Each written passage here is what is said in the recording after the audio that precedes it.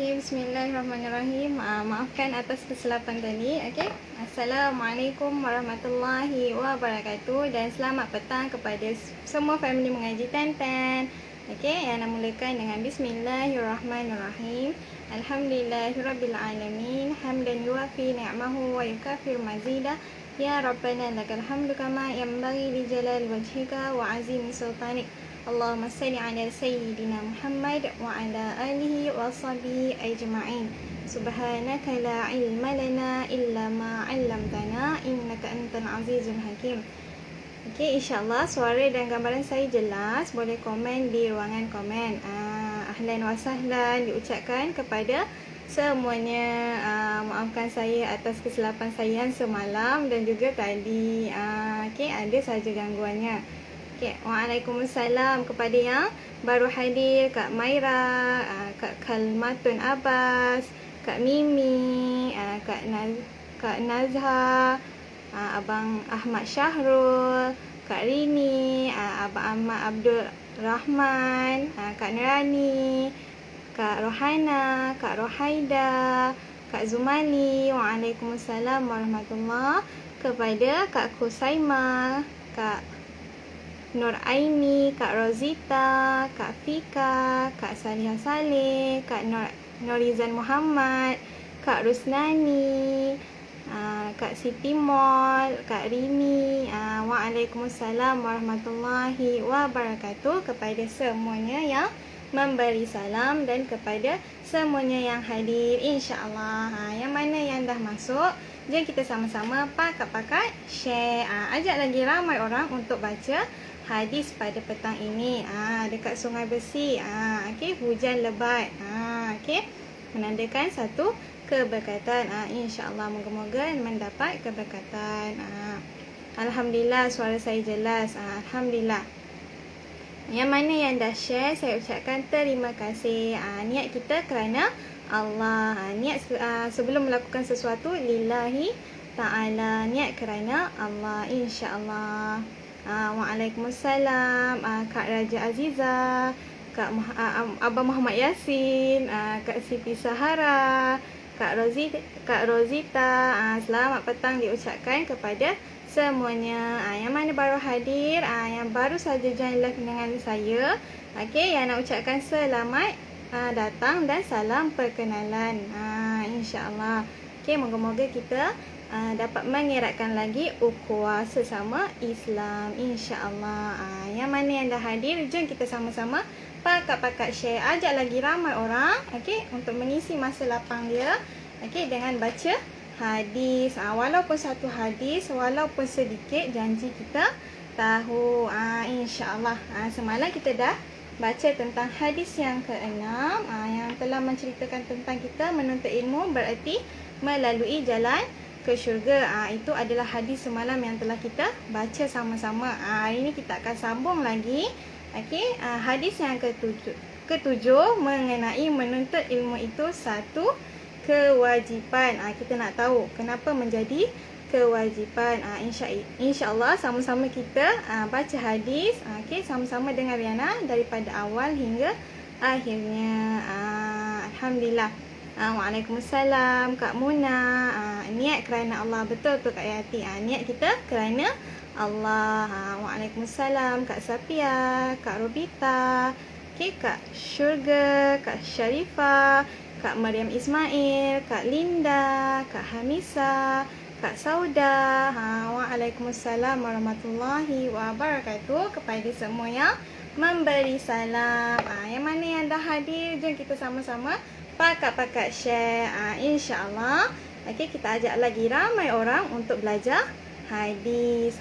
Insya-Allah. Okey, kita akan mulakan bacaan hadis kita, iaitu hadis yang ketujuh. Okey, menceritakan tentang menuntut ilmu itu adalah satu kewajipan. Insya-Allah.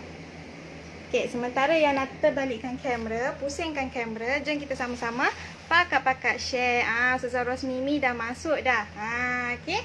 Jom pakat-pakat share. Insya-Allah.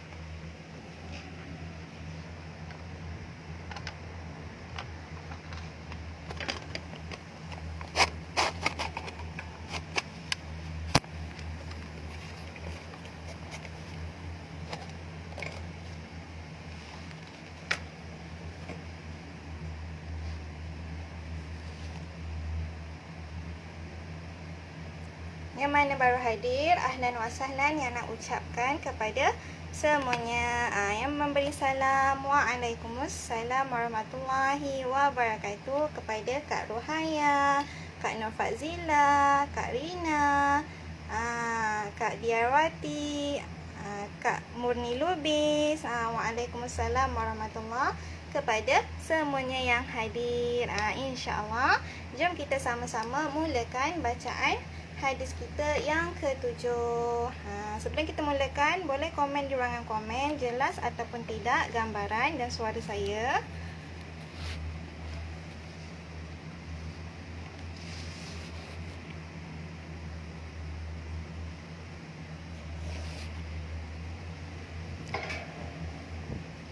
Waalaikumsalam. Yang mana baru hadir, Kak Suraya Su, Kak Nur Zamri. Waalaikumsalam warahmatullahi wabarakatuh. Betul tu Kak Saudah, niat baca hadis kerana Allah, lillahi ta'ala. Moga-moga kita dapat keberkatan dalam menuntut ilmu. InsyaAllah. Alhamdulillah, gambaran dan suara saya jelas.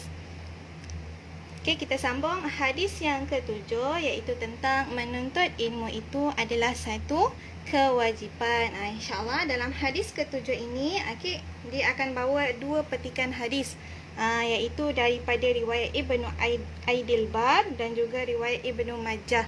Okey, kita akan baca satu persatu. InsyaAllah. Salat tinggi jelas. Alhamdulillah. Okey, kita mulakan bacaan hadis kita yang ke-7. Okey, jom kita sama-sama mulakan. Okey, an Anas radhiyallahu anhu qala Rasulullah sallallahu alaihi wasallam, utlubul ilm walau bisin fa inna talabal ilm fariḍah ala kulli muslim, innal malaikata tada'u ajnihataha li talibil ilm riddan bima yatlu. Daripada riwayat Ibnu Abdil Bar.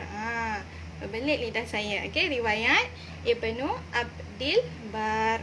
Okey, dia meriwayatkan daripada Anas radhiyallahu anhu. Beliau berkata, Rasulullah sallallahu alaihi wasallam bersabda, tuntutlah ilmu walaupun ke negeri China, kerana menuntut ilmu itu wajib di atas seluruh umat Islam. Sesungguhnya para malaikat itu menghamparkan sayapnya bagi penuntut ilmu kerana redha akan apa yang mereka tuntut. Riwayat Ibnu Abdil Bar. Itu adalah riwayat daripada Ibnu Abdil Bar. Okey, seterusnya kita akan sambung. Okey, daripada riwayat Ibnu Majah. Okey, hadis ke-7, dia ada dua petikan hadis.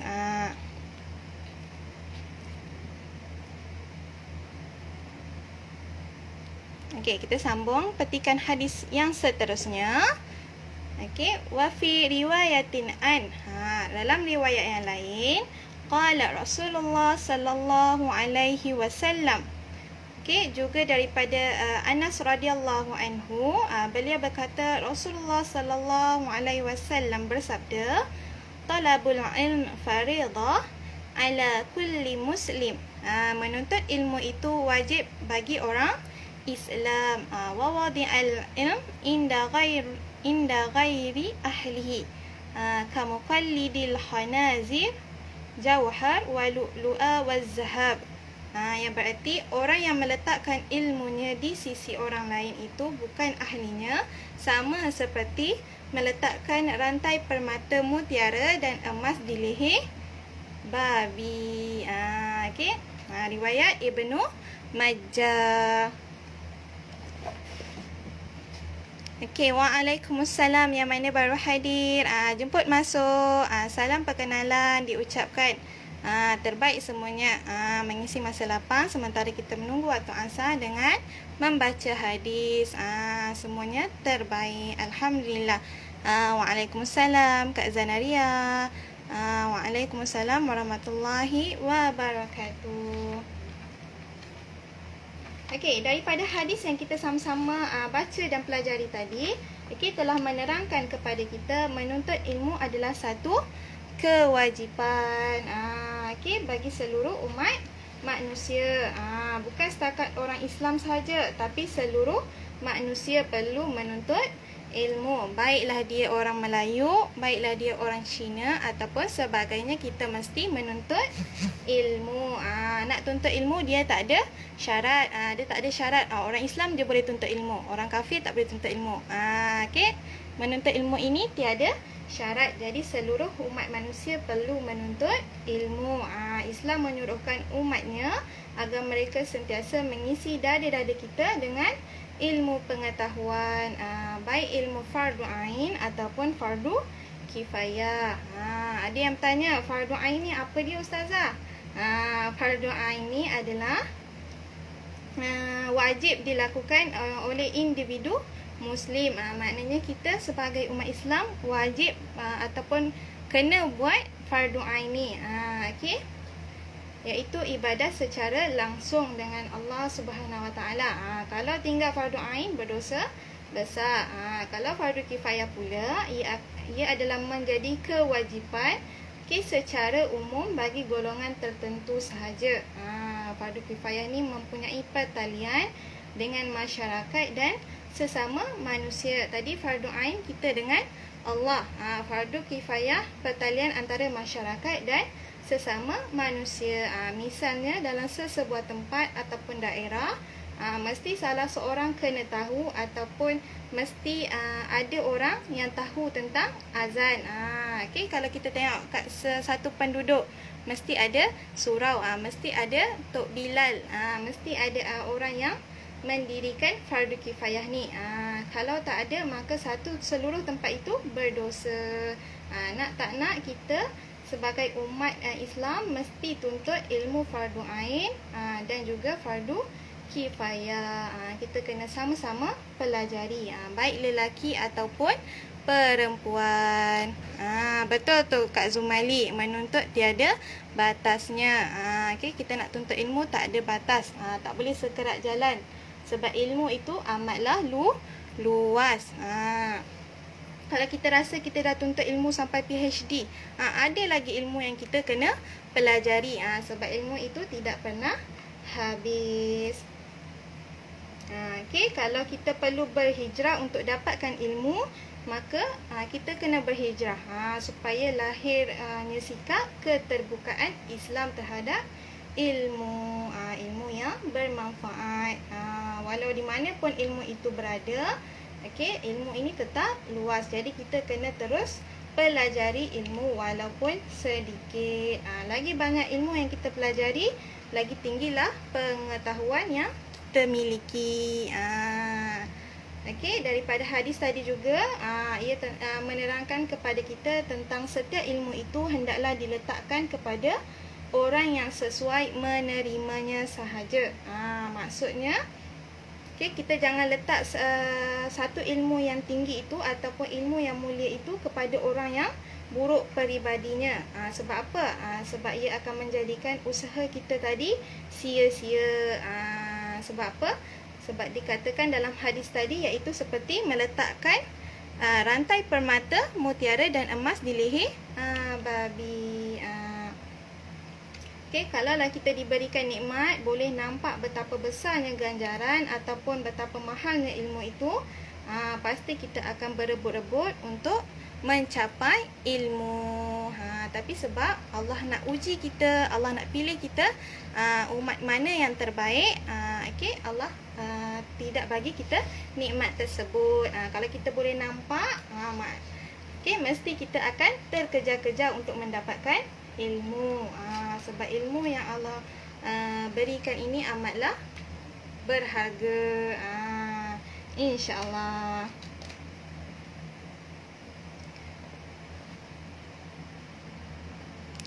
Betul tu Kak Murni Lubis, menuntut ilmu mulai dari buayan sampailah ke liang lahat. Betul tu.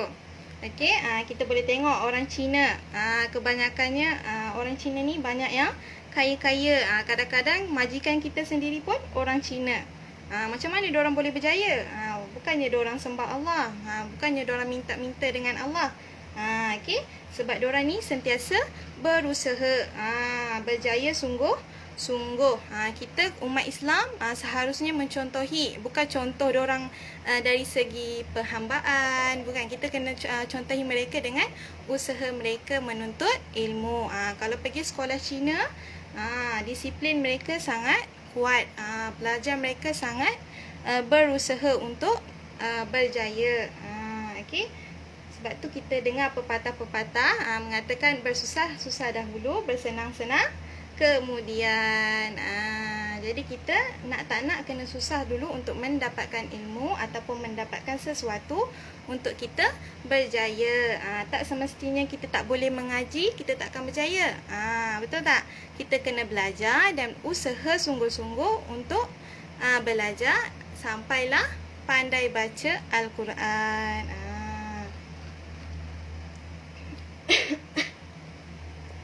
Betul tak? InsyaAllah.